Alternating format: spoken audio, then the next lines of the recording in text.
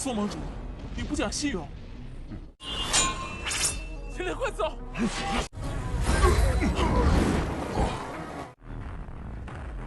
秦烈，杀！九阳耀日。 Tak ingin mereka lolos, akhirnya ketua suku Suantian mengurung mereka di sana.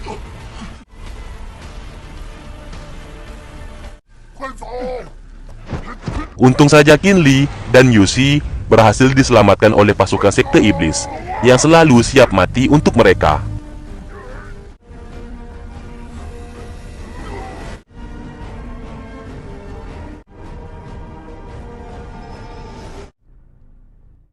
Terlihat mereka kembali bertemu dengan nenek master spiritual dan menyadari kalau saat ini gerbang penghubung antara kedua alam mereka telah tertutup akibat terkena serangan petir hitam Nirvana.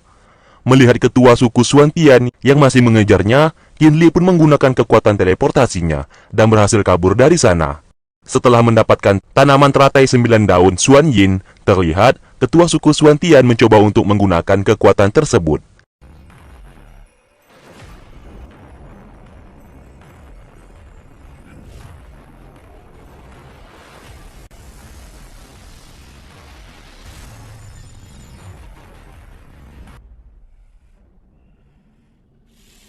Sementara itu, Qinli dan yang lainnya kini telah tiba di wilayah terdingin.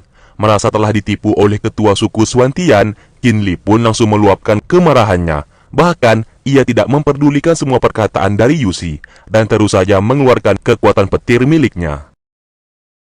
Ternyata, tak hanya ketua suku Suantian, terlihat ketua suku Baji juga memiliki tanaman teratai 9 daun Xuan Yin yang ia dapatkan dari Soyang, sesuai perjanjian yang telah mereka sepakati sebelumnya. Namun Soyang mengatakan kalau ia mendapatkan tanaman itu dari Qinli, karena sangat tidak mungkin ia mengalahkan ketua suku Suantian untuk merebut tanaman tersebut. Ketua suku Baji akhirnya mengembalikan jiwa Si kepada Soyang, karena Soyang telah berhasil melakukan tugasnya.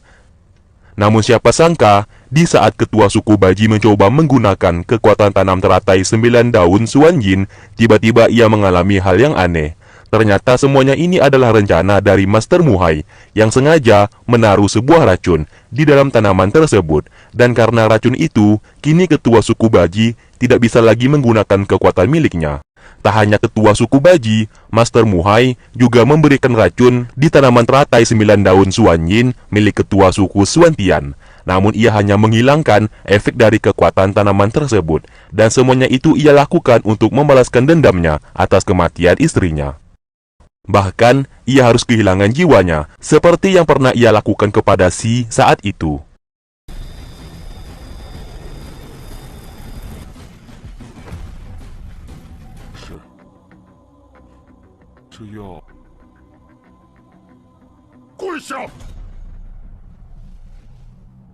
Setelah sadar kembali, Si menemui Ting Yu dan mengajaknya pergi untuk bertemu dengan Soyang.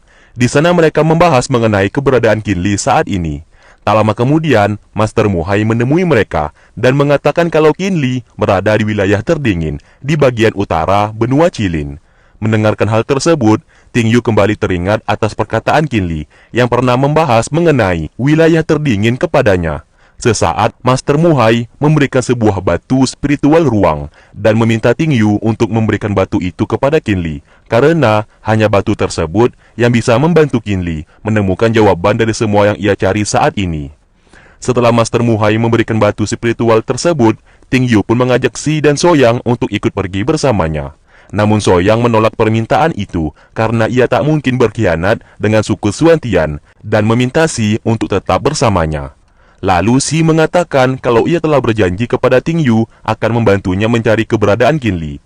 Mendengarkan hal tersebut, Soyang pun akhirnya membiarkan mereka untuk pergi dari sana. Di lain tempat, Ma Wang tiba-tiba keluar dari tubuh Qinli. Tentu saja hal itu membuat semua orang yang melihatnya merasa panik.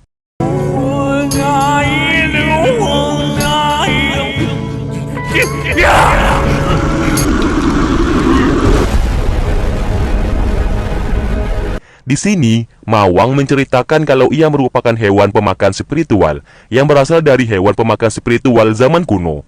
Namun karena ia melakukan kesalahan dan membuat banyak hilangnya nyawa kaum manusia, ia pun akhirnya disegel oleh seseorang dan tidak tahu kenapa ia tiba-tiba dibebaskan dan mendapatkan perintah untuk membantu Qin Li saat berada di sekte iblis.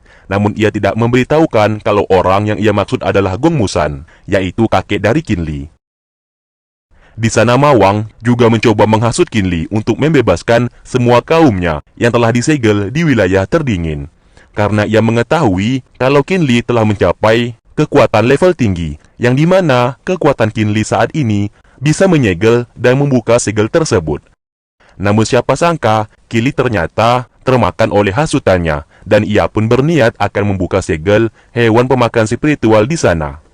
Terlihat nenek master spiritual bersama Yusi berusaha untuk menggagalkan tindakan Qin Li. Karena jika mereka membiarkan hewan pemakan spiritual bebas, maka akan terjadi sebuah bencana yang hebat.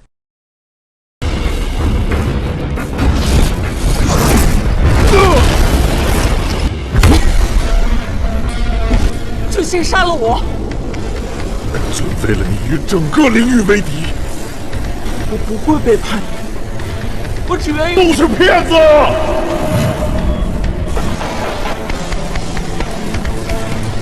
Untung saja Ting Yu datang tepat waktu dan menyadarkan Qin Li di sana. Seketika Yusi kembali teringat dengan sosok anak perempuan yang pernah ia lihat saat berada di alam bawah sadar Qin Li. Merasa gagal menghasut Qin Li, akhirnya Mawang pun pergi meninggalkan mereka. Tak lama kemudian, di saat mereka yang hendak melanjutkan perjalanan, terlihat ketua suku Xuantian dan ketua kelima sekte kembali mengepung mereka di sana. Melihat Soyang ikut dalam penyerangan itu, tentu saja membuat Qin Li, Si, dan Ting Yu merasa terkejut dan menyadari kalau Soyang telah berkhianat kepada mereka. Sesaat, Yuan yang berada di sana mencoba meminta ketua suku Xuantian untuk menghentikan penyerangan tersebut dan memaafkan semua perbuatan yang pernah mereka lakukan. Mendengarkan hal itu, terlihat ayah dari Yuan ini yang merupakan ketua sekte kabut ungu langsung mendorongnya turun dari sana karena telah bertindak kurang sopan kepada ketua suku Xuantian. Untung saja Qin Li berhasil menyelamatkannya. 我不是雨欣，我是鱼啊，秦烈。秦烈，既不肯归属， Dan pertempuran antara mereka pun tak dapat dielakkan. Terlihat Yusi terkena serangan dari ketua suku Xuantian. Qin Li pun berniat akan membuka segel hewan pemakan spiritual untuk meminta bantuan kepada mereka.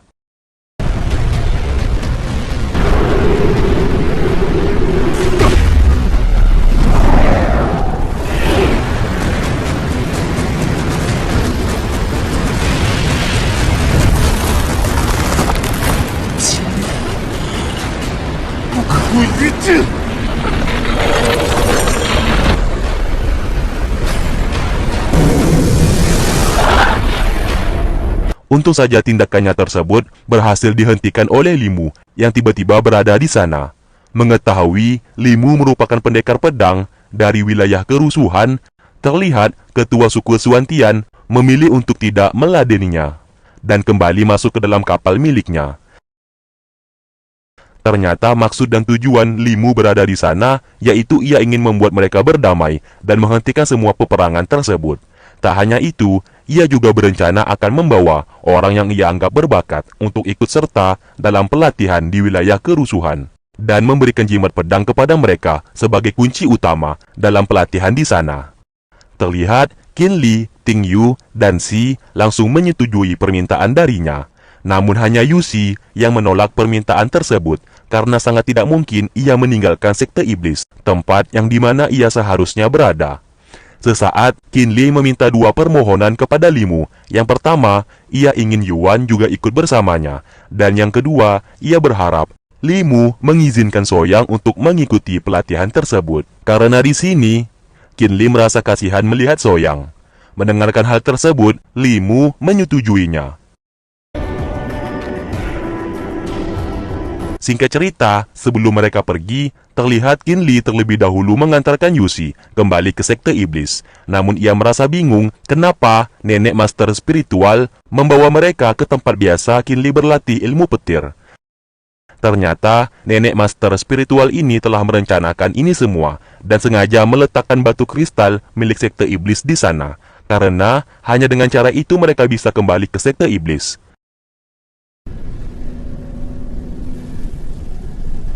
让我们回去看一眼，总可以。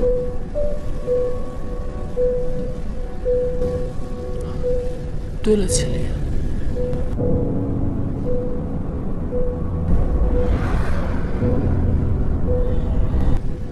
他也是。 还有一事你没有问。 Di sini kita diperlihatkan dua sosok perempuan yang sedang melakukan perdebatan karena mereka berdua sama-sama juga berniat akan merebut monumen penyegel iblis yang berada di makam klan dewa. Dan kedua perempuan tersebut bernama Huang dan satunya lagi bernama Qian. Mereka berdua merupakan salah satu yang berada di sekte ilusi. Namun siapa sangka di saat mereka bertarung, sesaat Qian tiba-tiba mengingat semua kenangannya saat dulu, saat berada di suku Ling. Ternyata, Qian adalah Xuan. Di sini, ia memalsukan identitasnya dan menggunakan nama Qian untuk menjadi orang yang baru. Alasan ia melakukan hal tersebut karena Yusin, orang yang ia cintai saat dulu, kini telah tiada, dan ia pun memutuskan untuk berlatih di sekte ilusi.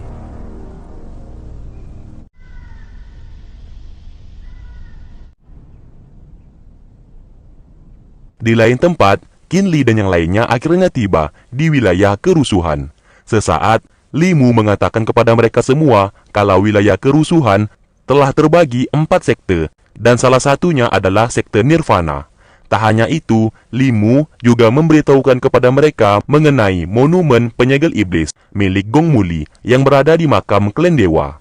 Li Mu meminta mereka untuk mengambil monumen tersebut sebagai ujian tahap pertama untuk menuju tempat yang lebih jauh dan paling tinggi, sesuai impian yang Qin Li inginkan selama ini. Mendengarkan hal itu, mereka pun segera pergi menuju ke kota Giok Hitam, yang merupakan tempat yang dimana gerbang makam klan dewa berada.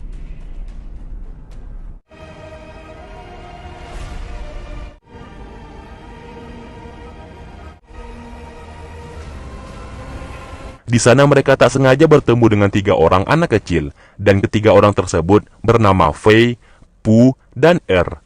Mereka merupakan salah satu dari kaum Guami. Kaum yang sejak dulu selalu hidup berdampingan dengan wilayah kerusuhan. Mengetahui maksud dan tujuan Qin Li, mereka pun membawa Qin Li dan yang lainnya untuk pergi berkeliling di kota Giok Hitam, dan menunjukkan salah satu tempat penginapan di sana.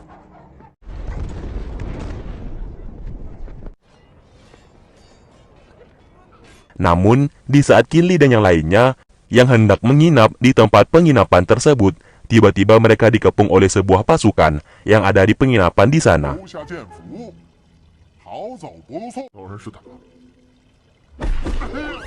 Sesaat Qin Li menyadari kalau ketiga anak itu telah mengkhianati mereka dan membantu pemilik penginapan untuk merebut jimat pedang miliknya.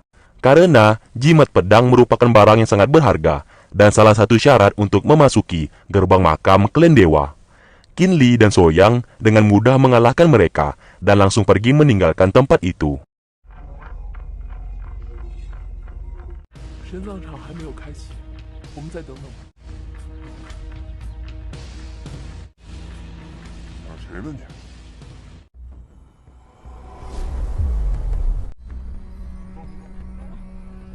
Singkatnya, mereka semua pun akhirnya tiba di gerbang makam klan dewa. Namun di saat mereka yang hendak masuk ke dalam, tiba-tiba mereka kembali bertemu dengan ketiga anak itu. Di sini mereka mencoba memperingatkan Qin Li untuk berhati-hati saat memasuki gerbang tersebut dan menawarkan cara-cara apa saja yang bisa membuat mereka selamat di sana, yang dimana setiap orang harus berpegangan dengan masing-masing teman mereka. Karena gerbang makam klan dewa memiliki daya hisap yang sangat kuat, sehingga banyak dari beberapa orang akan terpisah di sana. Mendengarkan hal itu, Ting Yu lalu memberikan beberapa batu spiritual kepada mereka sebagai bayaran atas informasi yang telah mereka dapatkan. Tak lama kemudian, Si tiba-tiba diculik oleh seseorang. Soyang dan Yuan lalu mengejar penculik tersebut, namun tidak bagi Ting Yu dan Qin Li. Terlihat mereka berdua malah langsung masuk ke dalam gerbang makam klan dewa. Sesampainya di dalam, Qin Li tiba-tiba melihat seorang pemuda yang menggunakan petir hitam Nirvana untuk menyerang semua orang di sana.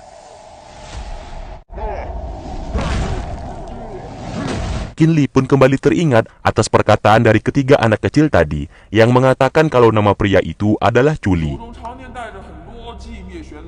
Culi merupakan anak dari ketua sekte Nirvana.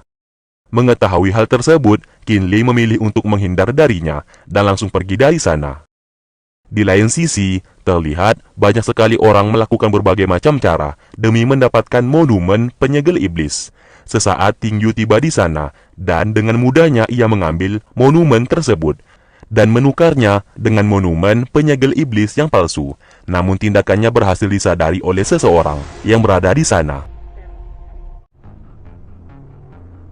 Singkat cerita, di saat Ting Yu hendak mencari jalan keluar, tiba-tiba ia bertemu dengan Qin Li dan berniat memberikan monumen itu kepadanya. Menyadari ada hal yang aneh, Ting Yu pun menarik kembali monumen penyegel iblis darinya. Dan benar saja, kalau orang yang ia temui bukanlah Qin Li, melainkan Huang, orang yang pernah diceritakan oleh ketiga anak yang pernah ia temui kemarin, yang dimana Huang berasal dari sekte ilusi, maka tidak heran jika ia bisa dengan mudah mengubah wujudnya. Dan pertarungan antara mereka pun tak dapat terelakkan.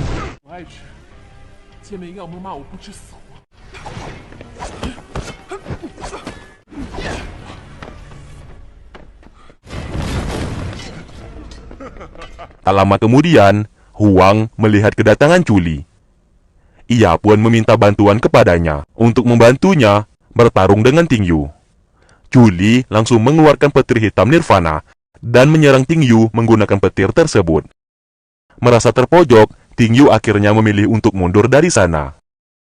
Sementara itu, Soyang kembali mendatangi penginapan yang berada di kota Giok Hitam karena ia mencurigai kalau saat ini Si berada di sana. Dan benar saja, di saat Soyang membuka salah satu kamar, ia melihat Si telah diikat oleh pemilik penginapan tersebut dan sedang menodongkan pisau di leher Si. Sesaat, pemilik penginapan mengatakan kalau Soyang ingin Si bebas, maka Soyang harus meminum arak yang telah ia siapkan. Tak lama kemudian, Yuan juga tiba di sana dan melihat banyak pasukan yang telah mati. Ia pun mengira kalau semuanya ini adalah ulah dari Soyang. Ternyata pasukan yang ia temui hanya berpura-pura mati saja, dan Yuan akhirnya ditangkap oleh mereka. Untung saja ia memiliki sebuah cermin yang bisa membuatnya menjadi seekor ular kecil.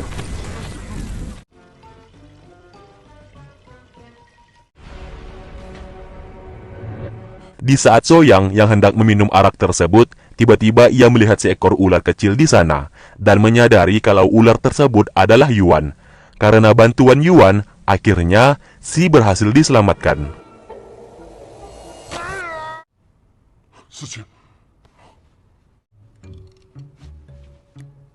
Ternyata, semuanya ini merupakan rencana dari Si yang berpura-pura diculik oleh seseorang, dan semuanya itu ia lakukan untuk membalaskan dendamnya atas pengkhianatan yang pernah Soyang lakukan saat itu. Soyang yang mengetahui hal tersebut tentu saja marah kepadanya karena ia tak bisa mengikuti ujian tahap pertama, dan lagi-lagi ia kalah dari Qin Li. Di lain sisi, Ting Yu berhasil keluar dari makam klan dewa dan mendapatkan monumen penyegel iblis. Melihat hal tersebut, tentu saja semua orang yang berada di sana berusaha untuk merebut monumen itu darinya, dan kejar-kejaran antara mereka pun tak dapat dihindari.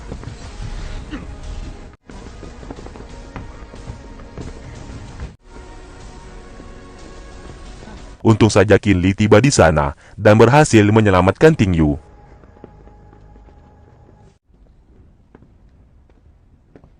Di sana, Ting Yu menyadari kalau orang yang ia temui adalah Qin Li yang asli. Ia pun memberikan monumen tersebut kepadanya dan meminta Qin Li untuk mencoba menggabungkan kekuatan miliknya dengan monumen tersebut. Namun di sini, Qin Li tidak bisa merasakan efek apa-apa dari monumen penyegel iblis tersebut. Dan tak lama kemudian, Chu Li dan Huang menemui mereka. Melihat kedatangan mereka, Qin Li dan Ting Yu dengan cepat menukar monumen penyegel iblis yang asli dengan yang palsu. 你不是想要封魔碑吗？啊？